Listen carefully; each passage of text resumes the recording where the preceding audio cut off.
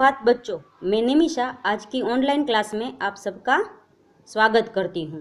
पिछले वीडियो में हमने सीखा था हिंदी सुरभि 4 का 5वां पाठ धोखा। आज उसी का स्वाध्याय हम सीखेंगे। स्वाध्याय में सबसे पहले है कठिन शब्द। कठिन शब्द यानी समानार्थी शब्द जो परीक्षा में इनमें से पूछे जाते हैं। पहला है एहसास। एहसास यानी अनुभव। फिर है मूड। मूड यानी मनोदशा, मिजाज। फिर है मखौल। मखौल यानी मजाक। आगे है बेडोल। बेडोल यानी भद्दा या कुरूप। फिर है आस्तीने। आस्तीने यानी बाहे। आगे है फ्रेश यानी तरो ताज़ा। फिर है बिफर कर यानी नाराज होकर। फिर है सयाने। सयाने यानी चतुर। आगे है कायदे से। कायदे से यानी सही ढंग से। फिर है गुमराह। गुमराह यानी भटका हुआ। फिर है श्रुत लेखन। श्रुत लेखन यानी सुनकर लिखना।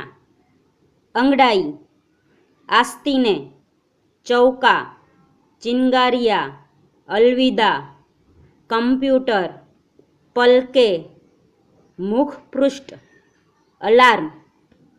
फिर है बच्चों मौखिक प्रश्न। पहला है मयंक सपने में कौन सा खेल खेल रहा था। तो बच्चों मयंक सपने में क्रिकेट का खेल खेल रहा था। प्रथम आने पर मयंक के पिताजी ने उसे क्या देने का वादा किया। तो प्रथम आने पर मयंक के पिताजी ने उसे स्कूटी दिलाने का वादा किया। सोमी कौन थी। तो सोमी मयंक की छोटी बहन थी। फिर है मयंक का दिल किसके पास जाकर हल्का हो जाता था। तो मयंक का दिल है वो उसके दोस्त तुषार के पास जाकर हल्का हो जाता था। आगे है सही गलत। सही उत्तर के सामने ठीक का निशान लगाइए।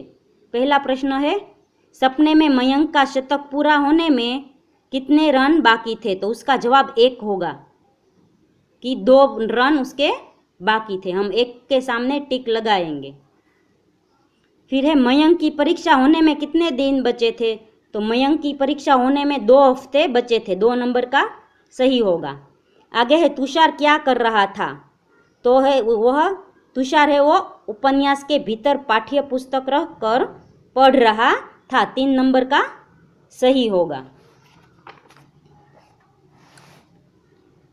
फिर है मयंक पढ़ाई क्यों नहीं कर पाता था। तो वह पढ़ने का मूड नहीं बना पाता था इसलिए पढ़ाई नहीं कर पाता था। 3 नंबर का सही होगा। फिर हैरी पॉटर के मुख पृष्ठ के नीचे किस विषय की पाठ्य पुस्तक थी। तो हैरी पॉटर के मुख पृष्ठ के नीचे अंग्रेजी विषय की पाठ्य पुस्तक थी। एक नंबर सही होगा। फिर है रिक्त स्थानों की पूर्ति कीजिए यानी खाली जगह भरे। पहला है मयंक मीठे मीठे सपनों को अलविदा कहकर किताबों में सिर खपाना नहीं चाहता था।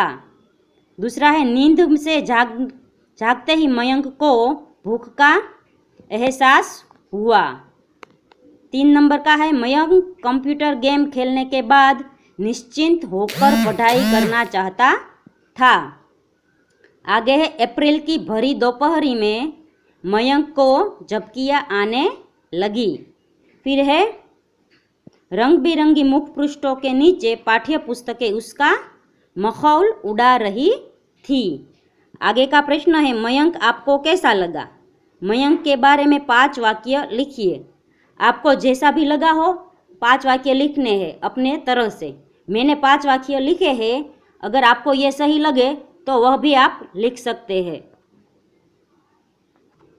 पहला वाक्य है मयंक में आत्मविश्वास तथा दृढ़ता की कमी थी। दूसरा वाक्य है मयंक अपने मूड का गुलाम था। तीसरा वाक्य है वह टाइम टेबल बनाकर भी उसका अनुसरण यानी पालन नहीं करता था। चौथा है वह आलसी और सुस्त था। 5वां है उसने कभी समय के महत्व को नहीं समझा। तीसरा प्रश्न है किसने कहा, किससे कहा, क्यों कहा। तो बच्चों ये है मेरी नोटबुक में मैंने लिखा है, मैं आपको दिखाती हूँ। पहला वाक्य है जी हाँ आप आराम फरमाइए मैं अभी बनाकर लाती हूँ चाय। तो बच्चों ये वाक्य है सोमी ने मयंक से कहा, क्योंकि सोमी को मयंक की आदतें अच्छी नहीं लगती थी। दूसरा वाक्य है मूड बनाना भी सचमुच बड़ा टेढ़ा काम है। तो बच्चों ये वाक्य है मयंक ने तुषार से कहा, क्योंकि मयंक ने देखा कि तुषार भी मूड बनाने के लिए हैरी पॉटर पढ़ रहा था। चौथा वाक्य है तो सोने से पहले तुम बासी होते हो क्या। यह वाक्य पिता ने मयंक से कहा, क्योंकि मयंक पढ़ाई करने के स्थान पर सो रहा था। आगे का प्रश्न है धोखा तुम दे रहे हो अपने आप को धोखा। तो ये वाक्य है तुषार ने मयंक से कहा, क्योंकि मयंक ने तुषार से कहा, कहानी उपन्यासों के मुख पृष्ठ के पीछे पाठ्य पुस्तक छुपाकर तुमने मुझे धोखा दिया है। आगे का प्रश्न है नीचे दिए गए प्रश्नों के उत्तर लिखिए। पहला है पढ़ाई करने के लिए मयंक क्या क्या तैयारियां करता था। तो बच्चों ये प्रश्न का जवाब थोड़ा लंबा है, इसलिए मैं आपको पाठ्य पुस्तक में दिखा देती हूँ। देखिए, मयंक ने डटकर नाश्ता किया, फिर कंप्यूटर पर गेम खेलने बैठ गया ताकि पढ़ाई से पहले खेलने का कोटा पूरा कर सके और फिर निश्चिंत होकर पढ़ाई कर सके। तो बच्चों पढ़ाई में कोई बाधा न आए, इसलिए मयंक ने उठकर सबसे पहले नाश्ता कर लिया और फिर कंप्यूटर गेम खेलने का अपना कोटा भी पूरा कर लिया ताकि वो 12 बजे तक पढ़ सके। फिर उसने आगे टाइम टेबल भी बनाया था, पर वो कुछ काम न आया। तो बच्चों वो मयंक है वो इतनी तैयारी करके भी पढ़ाई ना कर सका। आगे का प्रश्न है मयंक के लिए इस साल की परीक्षा महत्वपूर्ण क्यों थी। क्योंकि उसके पापा पास होने पर उसे स्कूटी दिलाएंगे ऐसा वादा किया था, इसलिए मयंक के लिए इस साल की परीक्षा महत्वपूर्ण थी। तीसरा है पढ़ाई करते करते मयंक किसकी बातें सुनने लगा। तो पढ़ाई करते करते मयंक मम्मी और सब्जी वाले की बातें सुनने लगा। आगे है मयंक तुषार से मिलने क्यों जाता था। क्योंकि उसका मन तुषार के पास जाकर हल्का हो जाता था, इसलिए मयंक तुषार के पास मिलने जाता था। मयंक को किसने धोखा दिया था।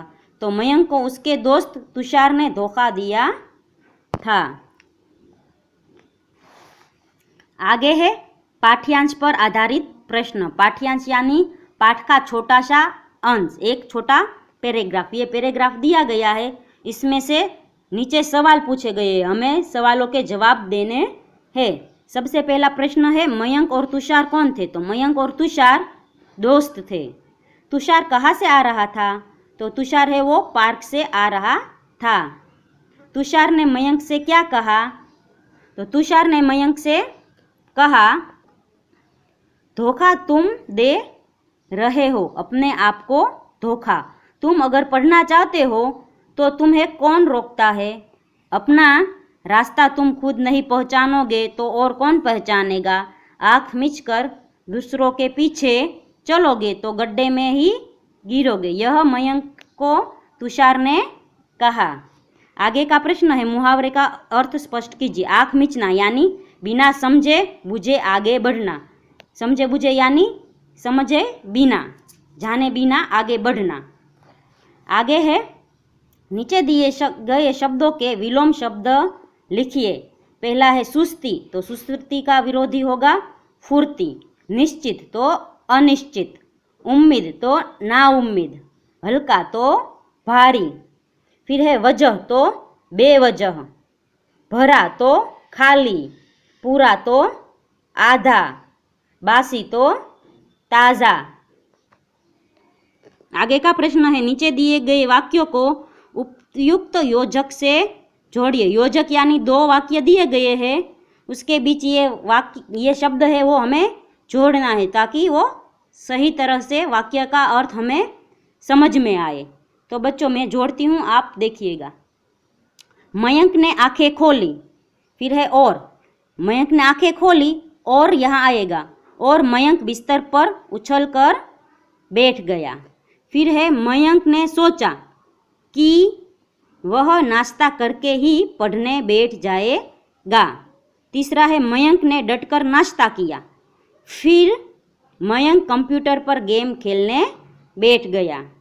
चौथा है मयंक ने मम्मी को चाय बनाने के लिए कहा ताकि मयंक चाय पीकर सुस्ती दूर करना चाहता था।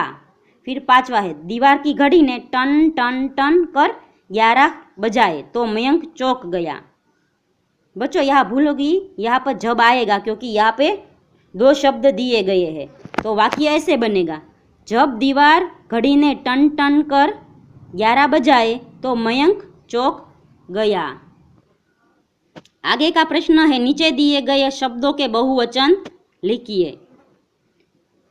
चिंगारी तो चिंगारिया, पलक तो पलके, उम्मीद तो उम्मीदे, चौका तो चौके, अंगड़ाई तो अंगड़ाइया। फिर है गड्ढा तो गड्ढे। आगे है नीचे दिए गए मुहावरों के अर्थ लिखिए।